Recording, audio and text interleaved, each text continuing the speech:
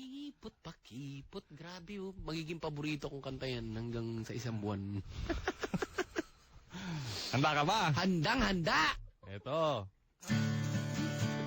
Itanong mo kay Kuya Jobber. Hello? Hello po. Hello, magandang gabi. Magandang gabi din po. Ayan. Kuya Jobert? Ano ate? May problema po kasi. Meron ka problema? Opo. Anong problema? Tungkol saan? Kasi po, yung boyfriend ko nung Biyernes, nag-swap kami ng cellphone. Nag-swap kayo ng cellphone ng boyfriend mo? Opo. Yun, ang cellphone niya po, Nokia 1100 lang. Sa akin po, Sony Ericsson. Sinabi ang tatak? Walkman. Yun sa'yo, iPhone. Hindi po. Ano?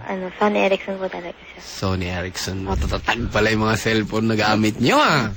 Tapos po, Advertise? di ba po Biyernes? Tapos sabi ko, kaya po kasi kami nagpalit kasi po nasira yung charger ko. Siya na lang daw po bibili ng charger.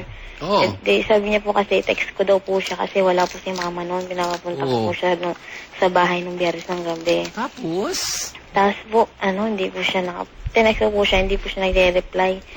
Inisip ko po, hindi po siguro siya nakabili ng charger o kaya po hindi nagcha-charge kasi nga po may problema yung cellphone ko. And then po, inintay ko po siya hanggang Sabado na umaga kung pupunta siya kasi babalik niya yung cellphone. Tapos nag-text po siya nung Biyernes na kasi nag-text siya na hindi daw po nag-charge yung cellphone ko pero gamit niya yung cellphone ko tapos SIM card niya. Then po, nung linggo, pumunta na siya sa bahay. At tapos, hindi niya dalang cellphone ko. Naku po! Tapos, sabi niya, Swap pa kasi, Weng. Sabi ko, bakit? Nasaan na yung cellphone ko? Sabi niya, nawala. Kasi nga po, nagsinuman daw po siya nung Biyernes sa mga brad niya.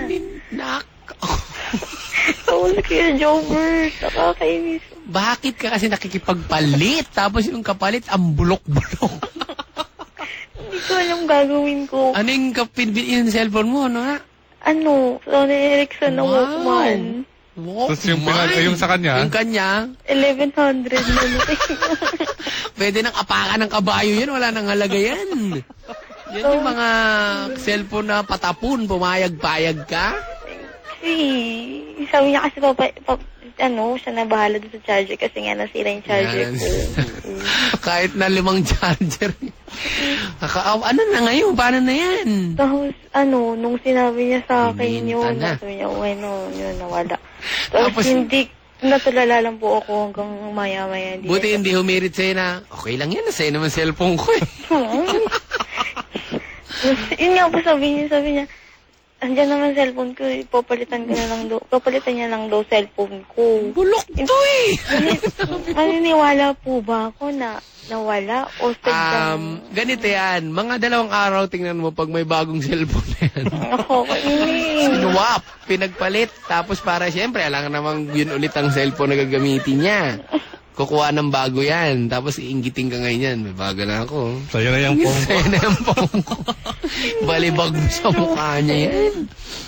Kasi ba't ka nakikipagpalit? Ilang taon na ba kayo ilang taon mo na ang boyfriend yan? Bago lang kami, mag-4 months po. Naku! Istapa! Binenta na yun. Binenta, kainuman yung mga brad. Naku po, baka pinambili ng alak.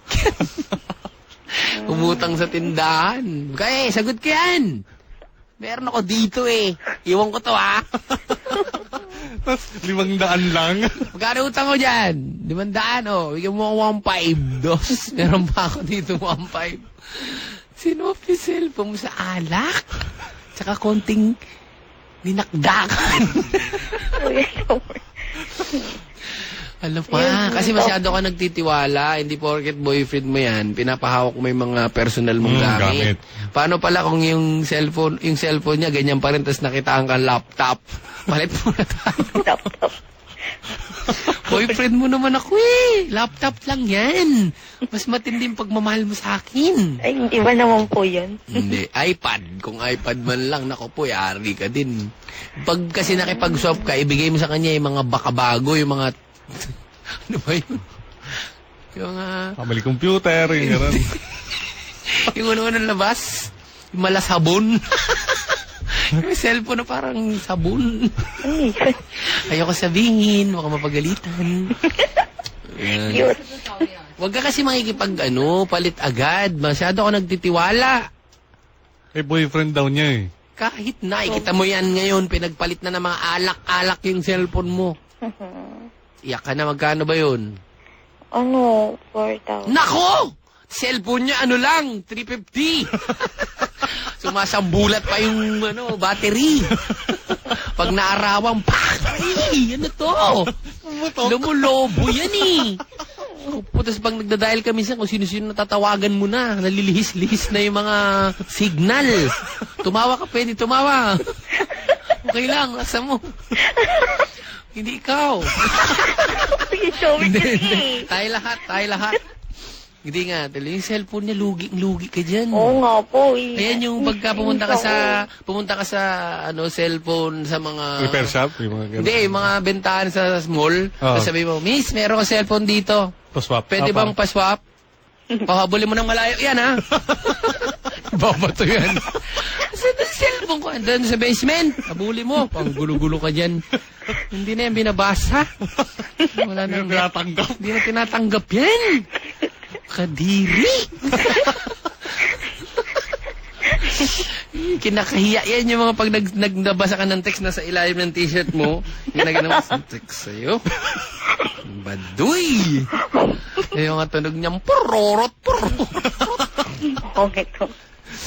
Pangit ang ringtone, no? Kaya nga naka-silent lang to lagi eh. Naka-silent lang daw lagi. Naka-silent. Wala pa nga nanginginig-nginig yan eh. Wala pang vibrate ata yan eh. Mga ganun, ang babaduy. Yan ang sinasabi ko sa'yo. Paano yan? Paano ka bibili niya? Estudyante ka? Hindi po, hindi po ako estudyante, assistant ng photographer. Ay! Pero 17 pa lang po ako. Nakawin mo yung plus noon, mahal yun. Joke. Swak mo na cellphone. Sabi mo rin sa boss mo, nawala eh. Hindi, joke lang. Yan ang aral sa'yo, ate. Huwag ka agad magtitiwala kasi yung boyfriend mo, hindi mo pa sigurado kung karakas niyan. Kita mo ngayon kilala mo na yan.